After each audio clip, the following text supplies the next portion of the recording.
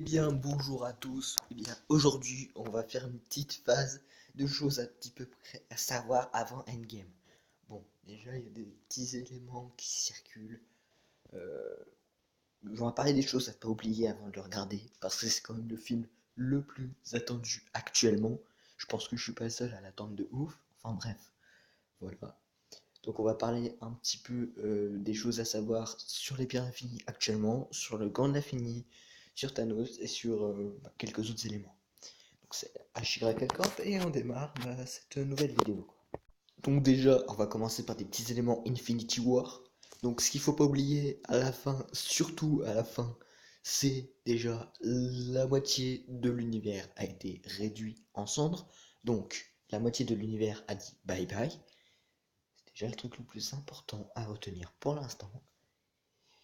Après, faut pas oublier non plus certains éléments. Bon, déjà, Strange, il avait tout prévu, il savait qu'il y avait qu'une seule façon de vaincre Thanos.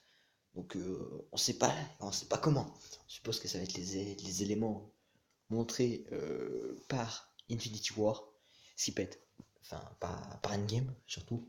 Parce que Infinity War, on voit un petit peu quelques étapes de ce plan déjà, ne serait-ce que par la pierre du temps, j'ai une sorte de petit cercle magique quand elle se pose autour de Thanos, ou alors c'est juste parce que c'est une pierre qui a été utilisée par des pouvoirs magiques. Bon, ça je sais pas. Déjà, vu que Thanos arrive à l'utiliser, je me suis posé deux trois questions. Enfin bref, je vais pas vous en parler maintenant, j'en parlerai dans une phase critique dès que j'aurai vu une game. D'ailleurs, je sais pas si je vais faire un live, enfin, on verra. Enfin bref, euh, faut pas non plus oublier que Thanos, du coup, il a toutes les pierres. Et du coup, il est encore plus puissant que les Avengers. Donc, si déjà il y a un affrontement au début, comme je vous avais dit, dans les 20 à 30 premières minutes, on peut tout de suite se dire que Thanos, eh ben, il va forcément utiliser pierre, mais bon, faut pas oublier non plus qu'il a été affaibli dès qu'il a claqué des doigts. Bon, là, je sais pas encore, on va voir après.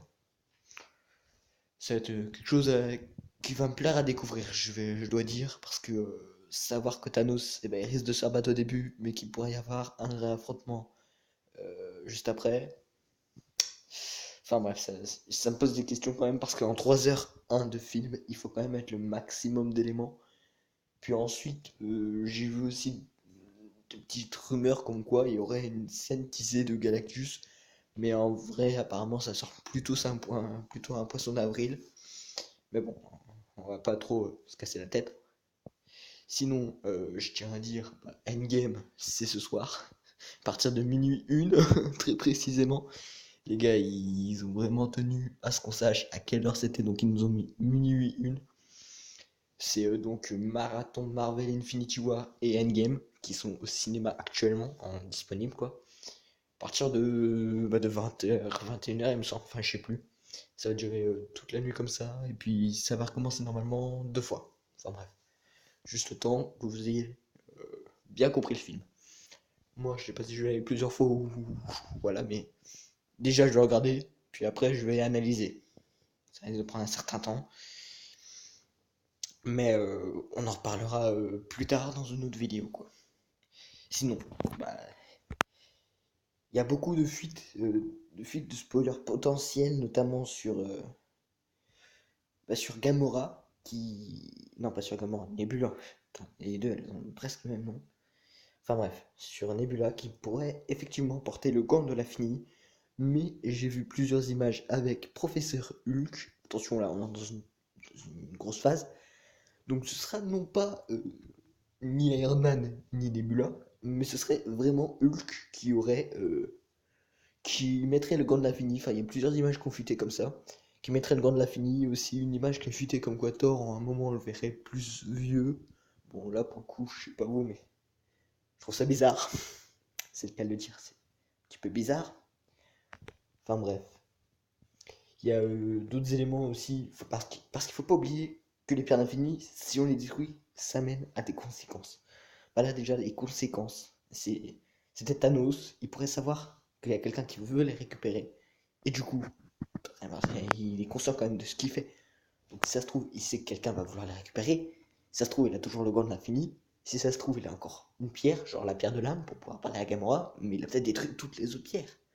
Faut pas oublier qu'il est intelligent, comme Stark, d'où la phrase d'ailleurs qu'il nous a dit dans Infinity War qu'il n'est pas le seul à être maudit par le savoir.